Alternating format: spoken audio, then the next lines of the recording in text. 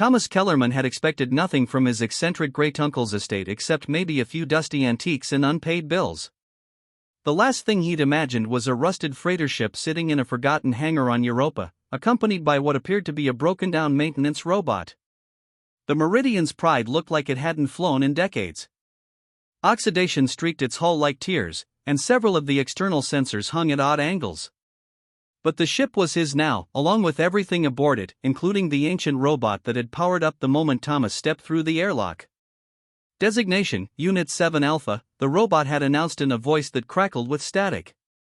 Caretaker protocol engaged. Welcome aboard, Air Kellerman. Thomas had laughed at the formality. The robot was a relic from the early colonization era, bulky, angular, with exposed servo joints and a head that was little more than a sensor cluster.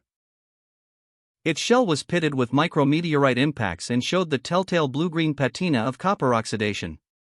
"Just call me Tom," he'd said. "And you can drop the air stuff.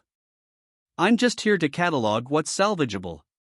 But 7 Alpha, or 7, as Thomas had taken to calling him, proved to be more than just a catalog assistant.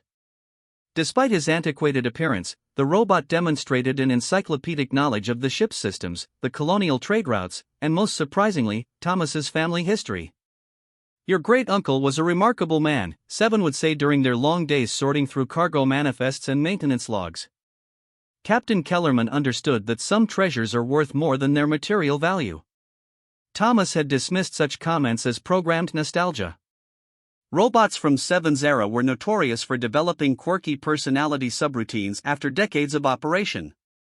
But as the weeks passed, he began to notice inconsistencies. 7's movements were too fluid for his apparent age. His responses came too quickly, his reasoning too sophisticated for a maintenance unit. And sometimes, when he thought Thomas wasn't looking, the robot would stand at the viewport for hours, staring out at Jupiter's swirling storms with something that almost resembled longing. The breakthrough came when Thomas was reviewing the ship's original blueprints, trying to estimate repair costs. 7 had been helping him cross-reference component specifications when the robot suddenly stopped mid-sentence, his optical sensors dimming. "7? You okay?" The robot's head turned with an odd, jerky motion. "Thomas, there is something I must show you. Something Captain Kellerman instructed me to reveal only to his chosen heir."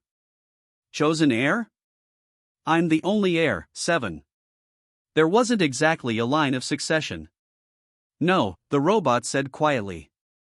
"You misunderstand. You were chosen long before you were born."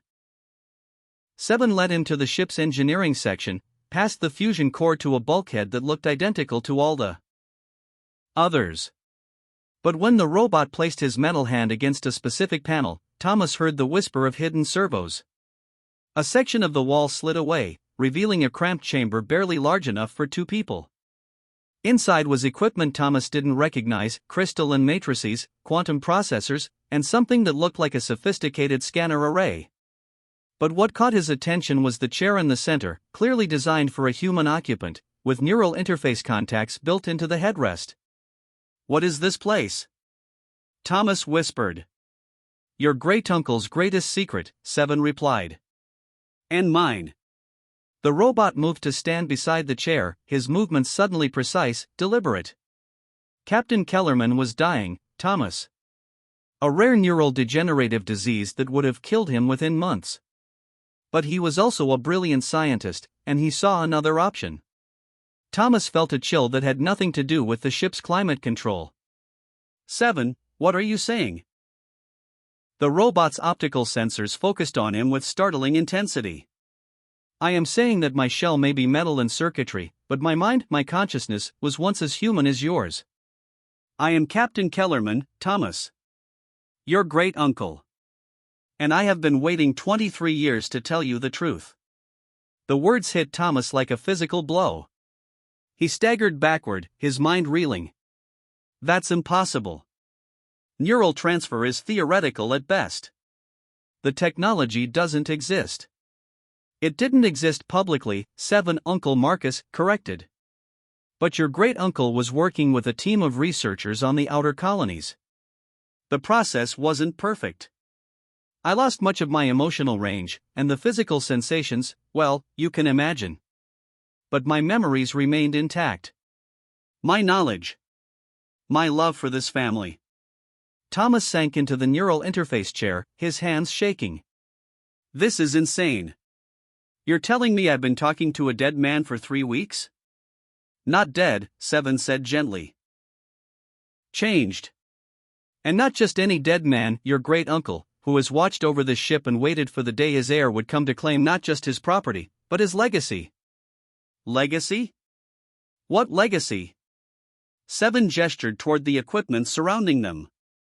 The neural transfer technology. The research data. The coordinates to the laboratory where it was perfected. His optical sensors dimmed slightly. And the knowledge that you, Thomas Kellerman, carry the specific genetic markers that make you compatible with the process.